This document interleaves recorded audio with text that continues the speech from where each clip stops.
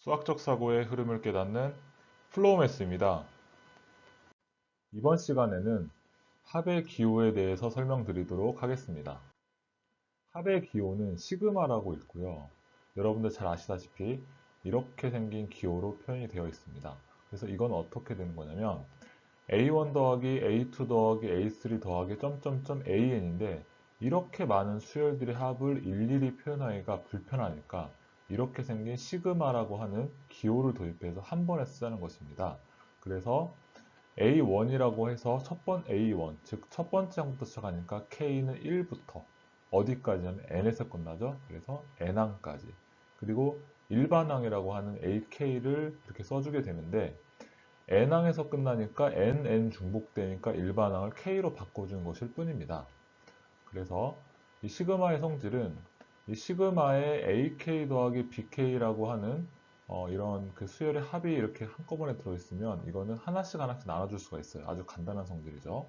그 다음에 이렇게 C라고 하는 상수가 시그마 안에 붙어 있으면은 밖으로 빼낼 수 있고 그리고 만약에 시그마에 C라고 하는 상수만 있을 경우에는 시그마 K는 1부터 N까지 더하니까 1부터 N까지 전체 몇 개죠? N개죠. 그래서 C가 N개가 있기 때문에 C 곱하기 N 이렇게 표현해 주는 것입니다.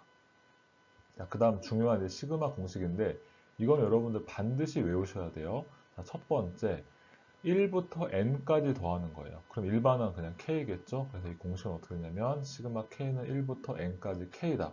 이렇게 돼 있으면은 2분의 n 플러스 1 이렇게 외워주시면 됩니다. 그 다음에 두 번째 이번에 1의 제곱부터 n의 제곱까지 더하는 거예요. 역시 일반항만 k제곱으로 바뀌었고요. 그다음 공식은 어떻게 되냐면 6분의 n 플러스 1, 2n 플러스 1 이렇게 외워주셔야 합니다.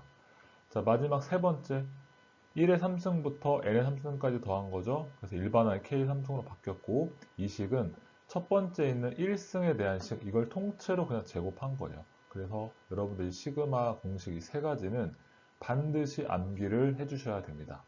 자, 그리고 자주 나오는 시그마 식이 있어요.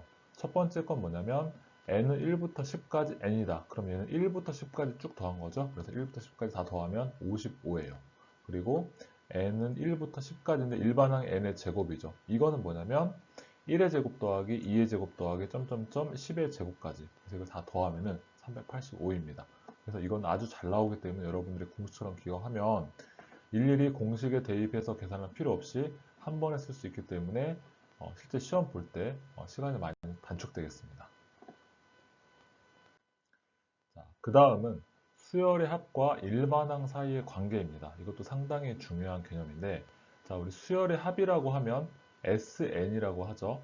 일반항이라고 하면 AN이라고 하고 그래서 이 두 개 사이의 관계가 있는데 자, AN은 SN 빼기 SN-1입니다.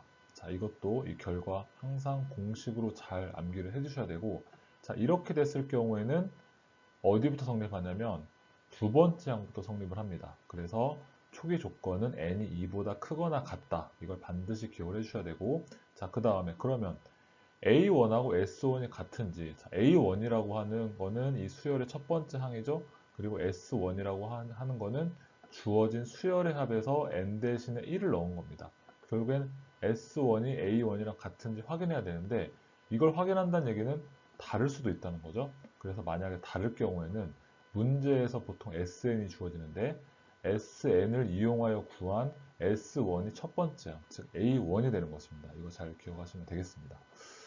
자, 그래서 수열의 합으로 주어진 경우에는 반드시 AN을 구하여 문제를 해결해야 됩니다. 그래서 SN이 나오면 무조건 AN으로 바꾼다. 이걸 잘 기억을 해두시길 바라겠습니다. 자, 다음은 SN이 상수항이 없는 N에 대한 2차식으로 나타난 경우 이것도 굉장히 문제에서 잘 나오기 때문에 공식처럼 기억을 하시면 실전에서 많은 도움이 되실 거예요.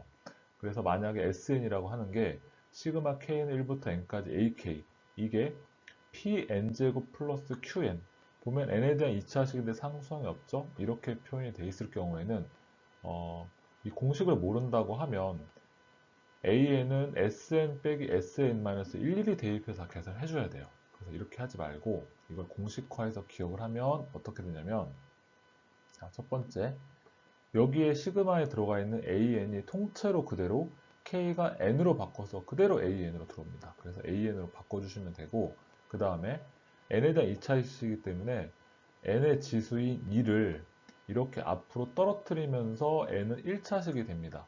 그래서 원래 Pn 제곱이었던 게 2PN으로 바뀌게 되고요.